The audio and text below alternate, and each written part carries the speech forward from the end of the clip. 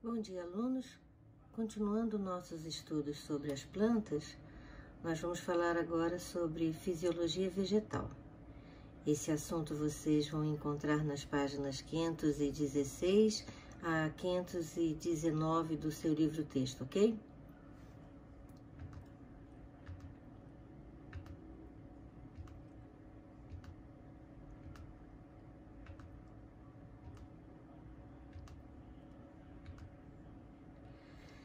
Então, hoje nós vamos falar sobre transpiração.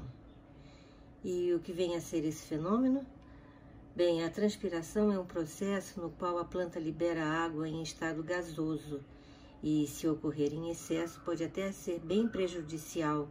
Isso porque estima-se que os vegetais percam cerca de 90% da água absorvida pelas raízes para o meio e, quando comparado à perda dos animais, elas ganham ou perdem, né? Dependendo do ponto de vista, se é que vocês me entendem, muito mais, né? Por exemplo, uma pessoa normal perde 2,6 litros de água por dia, a maior parte pela urina. Mas se essa pessoa fizer exercícios físicos, este valor pode aumentar em até 1 litro. A função do suor na espécie humana é reduzir a temperatura do corpo, e deixando em torno de 36,5 graus Celsius. Mas nós precisamos destacar, para que haja esse controle, a necessidade que este suor evapore. Mas não é sobre a evaporação do suor esta aula, né? Então vamos voltar à transpiração dos vegetais. Bem, a transpiração ocorre em qualquer parte da planta que esteja acima do solo, e a maior parte da transpiração acontece nas folhas. A perda de água maior ocorre pelos estômatos, que são pequenas aberturas circundadas por células chamadas células guarda, que ficam situadas na epiderme foliar. Nós vamos voltar a falar sobre os estômatos já já. Bem, a transpiração estomática ocorre em 2 etapas.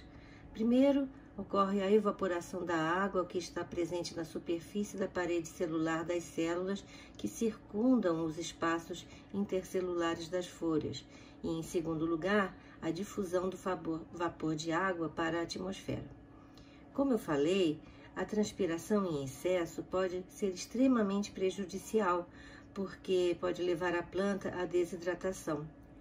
E, mesmo assim, o processo é necessário, porque está diretamente relacionado com a captação de gás carbônico. Esta captação afeta a taxa de fotossíntese, lógico, né? E a transpiração também é importante para garantir a circulação da seiva bruta, a seiva mineral no corpo da planta. Como veremos depois, a teoria da tensão-coesão explica que a água do xilema é praticamente puxada pelo vapor de água perdido na transpiração. Alguns fatores afetam a taxa de transpiração, além da já citada abertura e fechamento dos estômatos. E são elas a temperatura, a umidade e a corrente de ar. A temperatura do ambiente é diretamente proporcional ao aumento da taxa de transpiração, isto é, em dias mais quentes a transpiração aumenta. Isso porque algumas reações químicas devem acontecer a determinadas temperaturas e proteínas são desnaturadas quando do aumento da temperatura. Então, para que o ser controle e possa desempenhar as suas funções, a manutenção da temperatura é muito importante. Aumentos muito drásticos na temperatura podem levar à desidratação, como eu já falei, né? Que passa a apresentar um estado de secura, fazendo com que a raiz absorva mais água do solo.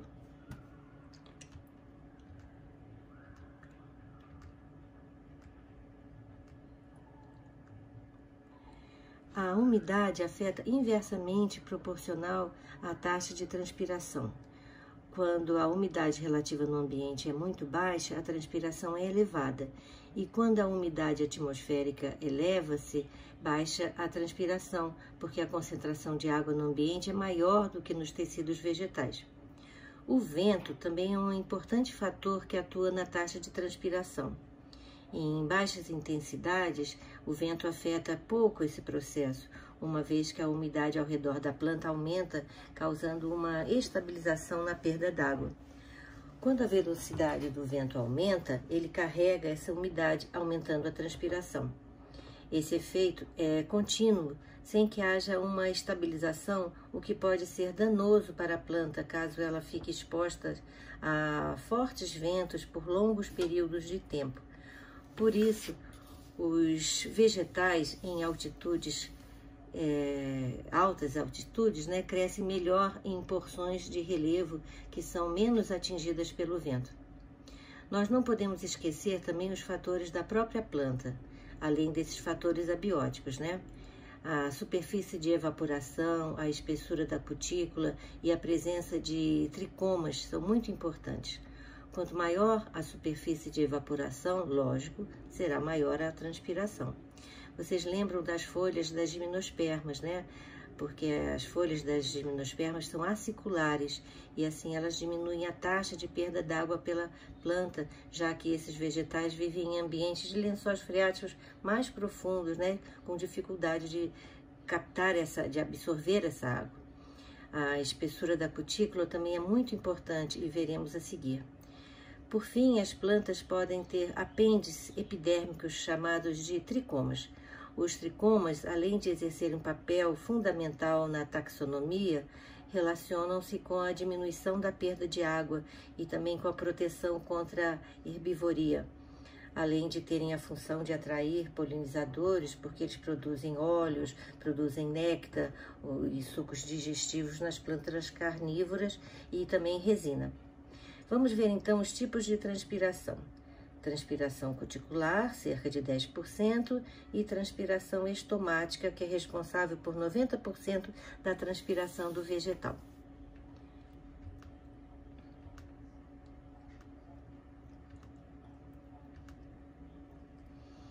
A transpiração cuticular, primeiro. Nas plantas, nas paredes das células da epiderme de todos os órgãos da parte aérea das plantas herbáceas, isso é, plantas de caule macio e maleável, normalmente rasteiras, sem a presença de lignina, isso é, são as plantas que não formam madeira e têm apenas tecidos moles.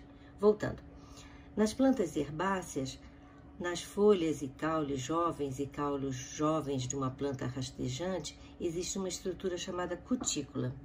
A cutícula apresenta duas zonas. A mais exterior, que consiste a cutícula propriamente dita, formada essencialmente por cutina, e a camada cuticular, que é constituída por placas de celulose e também cutina. Na cutícula propriamente dita, podem existir depósitos de cera e cristais de outras substâncias lipídicas. A camada cuticular pode conter quantidades variáveis de água dependendo da hidratação da cutícula. Assim, a transpiração cuticular ocorre em uma taxa que depende não só do déficit de vapor de água da atmosfera, mas também da área da superfície da água exposta ao ar. A perda de água pela cutícula é geralmente pequena, com exceção das plantas briófitas. Por exemplo, nas plantas jovens, a transpiração cuticular pode representar 1/3 até 1/2 da transpiração total, mas nas folhas caducas, isso é, mais velhas, esse tipo de transpiração pode representar até 1/40 da transpiração estomática. Agora vamos falar da transpiração estomática. Ao abrir os estômatos, sobre os quais nós vamos falar mais nos próximos slides, para permitir o ingresso de gás carbônico, a planta passa a perder maior quantidade de água, isto é, sua taxa de transpiração aumenta. Nas plantas, mesmo com os estômatos fechados totalmente, ocorre uma certa taxa de transpiração através da cutícula das folhas, que é a transpiração cuticular, como já falamos. Mas quando a planta abre seus estômatos para que possa absorver gás carbônico para a fotossíntese, soma-se à transpiração cuticular a perda d'água pelos estômatos, que é chamada de transpiração estomática. A abertura dos estômatos de uma planta depende de diversos fatores, principalmente luminosidade, concentração de gás carbônico e da quantidade de água disponível para as raízes. Vamos ver cada um deles separados e depois vamos relacioná-los. Bem, primeiramente, a luminosidade. A maior parte das plantas abre os estômatos assim que amanhece, fechando os estômatos ao anoitecer. Esse comportamento permite à folha receber gás carbônico para a fotossíntese enquanto há luz disponível. O suprimento de oxigênio para a respiração acumulado no mesófilo geralmente dura a noite inteira. O fechamento noturno dos estômatos diminui sensivelmente a perda de água por transpiração. A abertura completa dos estômatos pela manhã leva cerca de 1 hora. À tarde, os estômatos se fecham gradativamente à medida que a luminosidade diminui, mas se uma planta é colocada repentinamente no escuro, os estômatos se fecham com maior rapidez. Vamos ver agora o efeito da concentração de gás carbônico. Os estômatos se abrem quando a planta é submetida a baixas concentrações de gás carbônico e se fecham quando a concentração de gás carbônico se eleva. Esse comportamento pode ser interpretado como uma adaptação relacionada à fotossíntese. Se o gás carbônico se acumula no mesófilo, isso provavelmente significa que este gás não está mais sendo usado para a fotossíntese devido à falta de luz. Então, se não tem luz, não adianta ter muito gás carbônico, né? Então, esse fato sinaliza que os estômatos podem ser fechados. Não está acontecendo fotossíntese. E por último, vamos falar sobre o suprimento de água, o suprimento hídrico.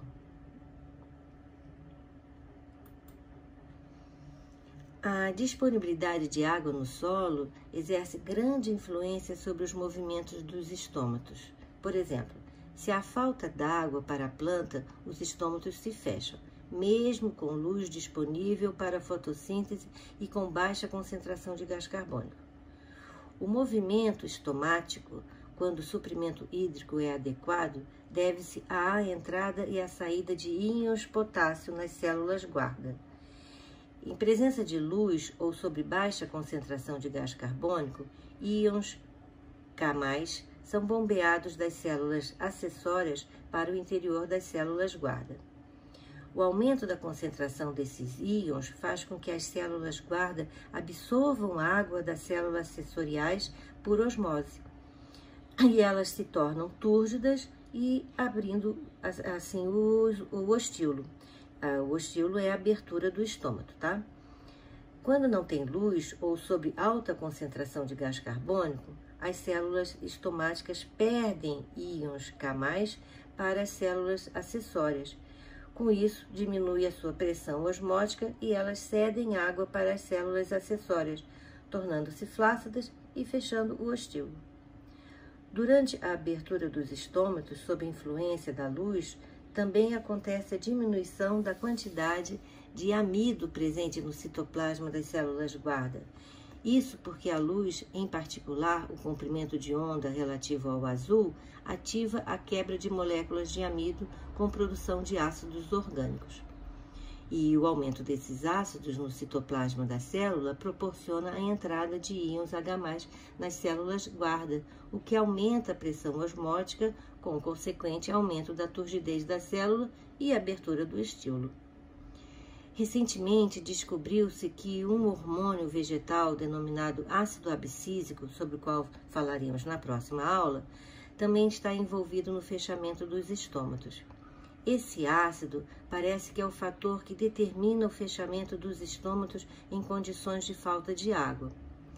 A perda de água parece não ter efeito direto sobre o fechamento dos estômatos, uma vez que os estômatos se fecham bem antes das células da folha murcharem. A explicação é que quando começa a faltar água na folha, entra em ação esse hormônio. Ele penetra nas células guarda e estimula a saída de íons de potássio. Isso faz com que elas se tornem flácidas e os estômatos se fecham. Conclusão: Quando em grande intensidade luminosa, os estômatos se abrem. Também se abrem quando a concentração de gás carbônico no mesófilo é pequena ou quando a disponibilidade de água é grande. Ao contrário, os estômatos se fecham. A epiderme foliar é quase sempre unistratificada, isto é formada por uma única camada de células. Entretanto, as plantas de regiões áridas, também conhecidas como plantas xerófitas, podem apresentar a epiderme constituída por várias camadas de células. As células da epiderme secretam cutina, que forma uma película praticamente impermeável e a cutícula revestindo toda a folha. As trocas gasosas com o ambiente são realizadas por inúmeros estômatos presentes principalmente na face inferior da folha, exatamente para que eles fiquem protegidos. As células dos estômatos são as únicas da epiderme que contêm cloroplastos. Agora vamos falar sobre os estômatos. Os estômatos são estruturas constituídas por um conjunto de células localizadas especialmente na epiderme inferior, como eu falei, das folhas, né? Porém, também pode acontecer, pode ser encontrados em número menor ou maior em pecíolos, em caules jovens e em partes florais, como nas pétalas, nos estames e também no gineceu. Os estômatos se originam de uma divisão de uma célula da protoderme e possuem a função de estabelecer a comunicação do meio interno com a atmosfera. Eles constituem, assim, um canal para a troca de gases e a transpiração do vegetal. As células guarda, ou também chamadas de células labiais, são pares e em forma de halteres. As suas extremidades estão juntas e a parede celular do lado ostíolo é mais espessa para diminuir a sua elasticidade. Assim, quando o estômato se abre, permanece um orifício entre as células guarda, que é denominado ostíolo. Bem, então já falamos sobre fatores que envolvem a abertura e o fechamento dos estômatos, né? A luminosidade, a concentração de gás carbônico e o suprimento hídrico. Então, a maioria das plantas abre os seus estômatos assim que amanhece, quando começa a ter luz, e fecha ao anoitecer. E assim permite a folha receber gás carbônico para fazer fotossíntese quando tem luz. A concentração de gás carbônico interfere no fato de que os estômatos se abrem a baixas concentrações de gás carbônico e fecham se a concentração está muito elevada. E o suprimento hídrico acaba sendo o mais importante, porque na falta de água os estômatos se fecham, mesmo com luz disponível para a fotossíntese e quando há baixa concentração de gás carbônico no mesófilo. Então, a turgescência ou a plasmólise das células guarda estão relacionadas diretamente com a entrada e a saída de íons de potássio. Quando o potássio entra nas células guarda por transporte ativo, aumenta a pressão osmótica nessas células, levando à entrada de água por osmose. As células guarda ficam túrgidas e os estômatos se abrem. Quando o potássio sai da célula por difusão simples, diminui a pressão osmótica nessas células e assim leva à saída de água por osmose. As células guarda ficam plasmolizadas, fechando os estômatos. Quando as células estão túrgidas, o estômago se abre e ocorre a transpiração. Quando as células guarda se plasmolizam, os estômatos se fecham e não ocorre transpiração. Então, já falamos sobre a importância do potássio, né? Na abertura e fechamento dos estômatos. Então, quando as células guarda recebem luz, ocorre um ingresso de potássio das células acessórias por transporte ativo e aumenta a pressão osmótica e entra água. Quando está escuro, o potássio abandona as células por difusão, que ficam menos concentradas e acontece a perda de água. Agora nós vamos ver a relação entre a concentração de glicose e o fechamento dos estômatos.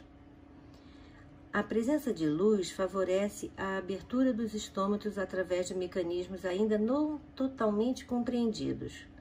Um dos motivos pode ser a presença de luz que faz diminuir a concentração de gás carbônico no mesófilo devido à fotossíntese.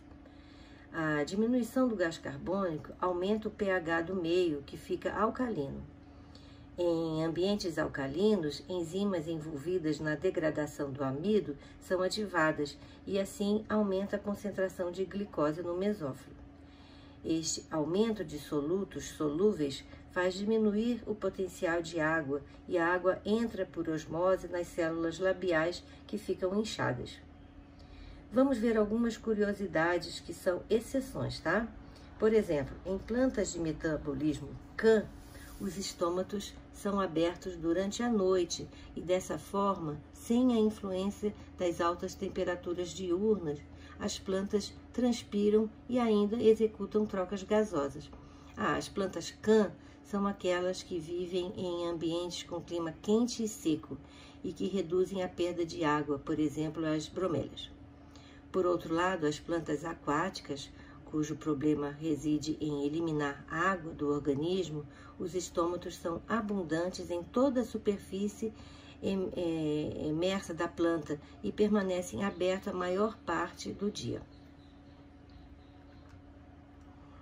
Então, podemos concluir que o fator abiótico que comanda realmente a abertura ou o fechamento dos estômatos é o suprimento de água, isso é, o suprimento hídrico.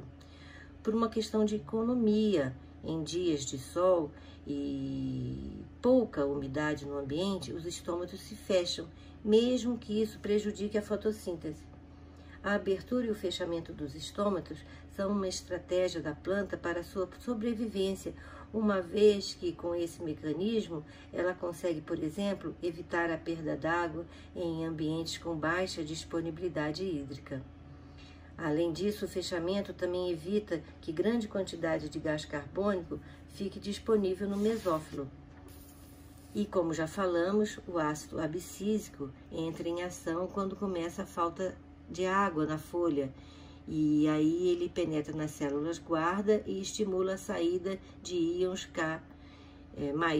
Isso faz com que elas se tornem flácidas e assim os estômatos se fecham. Agora nós vamos analisar na linha cor-de-rosa esse gráfico. Vamos ver que em A está de noite, isso é, sem luz. Então os estômatos se fecham e a transpiração vai acontecer somente pela cutícula. Na letra B, está amanhecendo, então os estômatos estão se abrindo, porque está começando a clarear o dia. Em C, os estômatos estão em plena abertura, porque está com grande disponibilidade de luz. Na letra D, já está escurecendo novamente, então os estômatos estão começando a se fechar. Aí na letra E, vamos analisando as plantas que fecham os estômatos ao meio-dia, que é quando há uma máxima exposição à luz, né? E estiver havendo muita transpiração, ela vai absorver muito mais água. Lembre-se que o fator mais importante sempre é o recurso hídrico. Já em F, já está noite novamente, e há o excesso de gás carbônico produzido pela respiração no mesófilo, então os estômatos se fecham.